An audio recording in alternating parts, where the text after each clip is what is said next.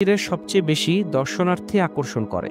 এখানে গিয়ে পর্যটকরা প্রাচীরের উপর দিয়ে হাঁটতে পারেন, প্রহরা টাওয়ার দেখতে পারেন এবং দূরের পাহাড় ও উপত্যকার সৌন্দর্য উপভোগ করতে পারেন। মুতিয়ান ইউ অংশটি একটু কম ভিড়ের এবং এটি তার প্রাকৃতিক সৌন্দর্যের জন্য বিখ্যাত। জিনশানলিং অংশটি আরও দুর্গম এবং এটি তাদের জন্য আদর্শ যারা প্রাচীরের অক্ষত অংশ দেখতে চান। এই অংশগুলোতে গিয়ে দর্শনার্থীরা সময়ের পিছনে চলে যায় এবং প্রাচীন চীনের ইতিহাসের সঙ্গে একাত্ম হয়ে যায়। মহাপ্রাচীরের সংরক্ষণ আজ একটি বড় চ্যালেঞ্জ। সময়ের সঙ্গে প্রাচীরের অনেক অংশ ক্ষতিগ্রস্ত হয়েছে। প্রাকৃতিক কারণ যেমন বৃষ্টি, বাতাস এবং ভূমিকম্প প্রাচীরের কিছু অংশ ধ্বংস করেছে। এছাড়া মানুষের অবহেলা ও অতিরিক্ত পর্যটনের কারণেও প্রাচীরের ক্ষতি হচ্ছে।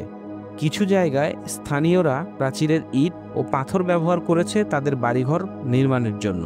পর্যটকদের ফেলে যাওয়া আবর্জনা